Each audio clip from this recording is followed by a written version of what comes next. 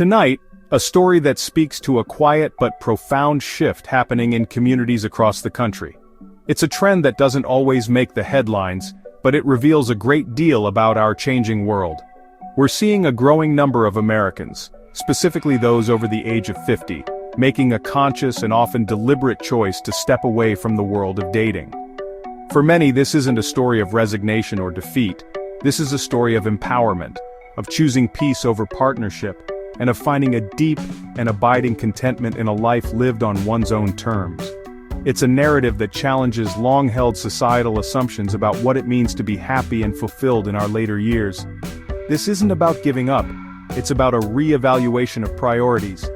The generation now entering their 50s, 60s, and beyond has lived through immense social and technological change. They have seen relationships begin and end, they have raised families, and they have built careers. Now, with more freedom than ever before, many are asking a fundamental question. Does a romantic partnership truly add to my happiness, or does it subtract from the peace I've worked so hard to achieve? The answers they are finding are reshaping our understanding of the single life. From bustling cities to quiet suburban towns, therapists, sociologists, and ordinary people are observing this phenomenon. It's the woman who, after a long marriage, rediscovers her passion for painting, rediscovers travel, unencumbered by the need to compromise her schedule. It's the man who, after years in the corporate world, finds joy in mentoring young people and volunteering, his time entirely his own. These are not stories of isolation, they are stories of connection, to oneself, to friends, to family, to community, just not necessarily to a single romantic partner. This is a quiet revolution, one fought not with banners, but with the simple, powerful act of choosing oneself. This trend matters now because it is a direct response to the complexities of modern life. In an age of constant connectivity, dating apps promise endless options. Social media presents a curated, often false version of reality. Many are choosing to disconnect from the noise. They are seeking something more authentic, more stable, and more internally driven. They are trading the potential highs and definite lows of the dating roller coaster for the steady, reliable ground of self-reliance and personal freedom. One of the most compelling reasons cited for this shift is a profound desire for peace. They have had their share of drama, long-term relationships, the emotional labor of raising children, the stresses of careers, the delicate dance of family dynamics. The prospect of re-entering the dating world often feels less like an exciting new chapter, and more like signing up for a new season of a show they've already seen. Introducing a new partner into a family with adult children and increasingly grandchildren is not a simple matter. It involves managing expectations, navigating loyalties, potentially mediating new and unforeseen conflicts. How will the children react? Will the new person be accepted? What role will they play during holidays and family gatherings? For many, relationships with their children and grandchildren are paramount. They are not willing to risk straining those precious bonds for a romantic relationship that may or may not last. The peace dividend of remaining single is simply too valuable to forfeit. Many have learned from the mistakes of the past. They have a clearer understanding of their own triggers, their non-negotiables, the red flags they once might have ignored. The wisdom that comes with age is a powerful filter. It allows them to see potential conflicts on the horizon long before they arrive. Instead of diving into a relationship hoping to change the other person or believing that love will conquer all, they approach with a healthy dose of realism. The decision to opt out of dating is a strategic one, a calculated move to preserve emotional and mental well-being, a choice to curate a life filled with known quantities, trusted friends, beloved family, personal passions, rather than inviting the unpredictable variable of a new romance. The quiet of a solitary evening, the freedom to make spontaneous plans, the absence of another person's emotional weather are not seen as deficits. Instead, they are viewed as cherished assets, the hard-won spoils of a life lived to the fullest, now seeking a different kind of fulfillment. The numbers and the anecdotes tell a consistent story. From bustling cities to quiet suburban towns, therapists, sociologists, and ordinary people are observing this phenomenon. Beyond the emotional landscape there lies a pragmatic and often unspoken concern: finances. For those over 50, financial security is not an abstract concept, it is the tangible result of decades of hard work, saving, and planning. They have built nest eggs, paid off mortgages, and carefully constructed retirement plans. The idea of introducing a new partner into this carefully balanced equation comes with significant risk. There is a prevalent and legitimate fear of being seen not as a potential partner, but as a potential financial solution, a retirement plan for someone whose own future is less secure. This concern can cast a long shadow over the dating scene. This apprehension is not born of cynicism, but of experience and observation. Stories abound of individuals who, after entering a new relationship later in life, found themselves shouldering unexpected financial burdens. These situations can range from covering a partner's debts to being pressured into making unwise investments or altering inheritance plans meant for children and grandchildren. The stakes are simply higher. A financial mistake at 25 is a setback. A similar mistake at 65 can be catastrophic, with little time to recover. This cautiousness is a form of self-preservation, a way to protect the stability and independence they have worked their entire lives to achieve. They cherish the freedom of managing their own resources without needing to consult or compromise with a partner, and they are reluctant to give up that autonomy. Ultimately, financial independence is a cornerstone of the freedom that many over 50 singles cherish. It represents security, choice, and the ability to live life on their own terms. With life experience comes a sharpened ability to look beyond the surface. For many seasoned individuals, the dating world can feel like a place where motives are often murky and intentions are not always what they seem.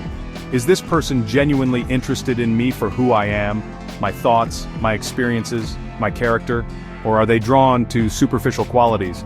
My financial stability, my social standing, the lifestyle I can provide? This question hangs over many potential new connections, creating a barrier of caution and skepticism that can be difficult to overcome. A relationship, in this context, can be viewed through two very different lenses. On one hand, it could be a trap, an entanglement that promises companionship but delivers complication, dependency, a loss of personal freedom. This perspective is often informed by past hurts, whether from a difficult divorce or a string of disappointing relationships. They have learned the hard way that not all connections are nurturing. Some can be draining, demanding, and ultimately detrimental to one's well-being. On the other hand, a new relationship could represent a fresh start, a chance to experience love and partnership with the wisdom and maturity that was absent in youth. It could be an opportunity to build something based on mutual respect, shared values, genuine companionship, free from the pressures of raising a family or building a career. This is the optimistic view, the hope that keeps some people in the dating game. They believe that a true, authentic connection is possible, one that enhances life rather than complicates it, and that the potential reward is worth the inherent risk involved in being vulnerable. The challenge lies in discerning one from the other. How can one tell if a connection is genuine or if it is a veiled transaction? This is where caution becomes a critical tool. Many over 50 singles adopt a wait-and-see approach.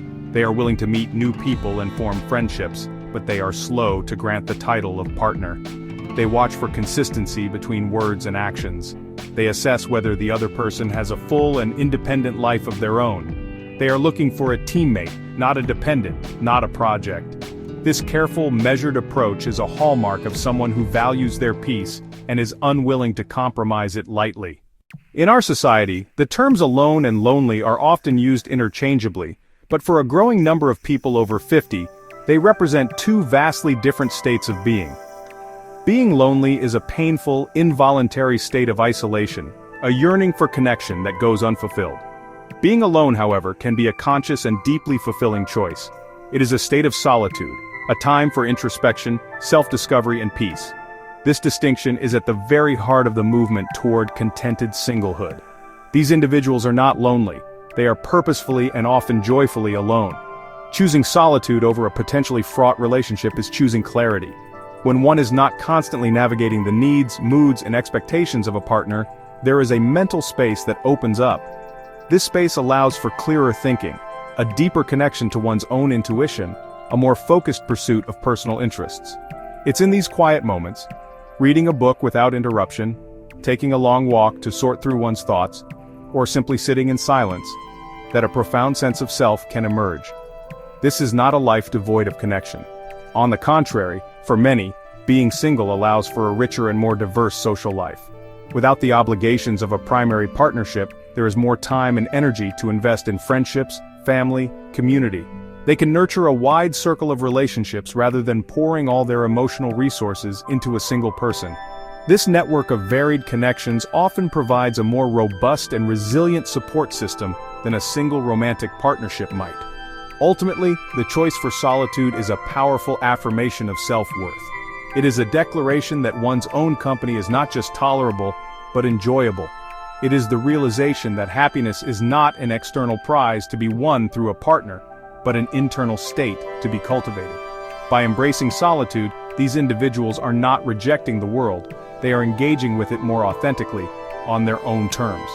They have discovered that the most important relationship they will ever have is the one they have with themselves, and they are finally giving that relationship the attention it deserves. For many people over 50, the path to singlehood was not a choice made in their youth, but a circumstance arrived at after a significant life event, such as a divorce or the death of a spouse. Starting over in this new landscape can be a daunting and disorienting experience. The world of dating has likely changed dramatically since they were last in it, and they themselves are different people. The process of healing from loss or the end of a long marriage is a journey in itself, and the pressure to get back out there can feel both premature and deeply unappealing. The first step for anyone in this position is to allow for a period of rediscovery. After years of being part of a couple, one's identity can become intertwined with that of their partner. There is a we that supersedes the I. The period after a loss or divorce is a crucial time to figure out who the I is now. What are your interests when you don't have to compromise? How do you like to spend your Saturdays? What are your dreams for the next chapter of your life? Answering these questions without the influence of a partner is a vital act of reclaiming oneself, and it is a necessary precursor to any healthy future relationship, romantic or otherwise. This journey of starting again requires immense self-compassion. There will be good days and bad days. There will be moments of loneliness and moments of exhilarating freedom. The guidance for those navigating this path is to be patient with themselves. It is not a race. There is no timeline for healing or for deciding what comes next. It's about slowly rebuilding a life that feels authentic and joyful. This might mean joining a club, taking a class, traveling to a place you've always wanted to see, or simply learning to enjoy the quiet comfort of your own home. It's about building a strong foundation of self before even considering building a new life with someone else. Approaching the possibility of a new relationship should be done with caution and intention.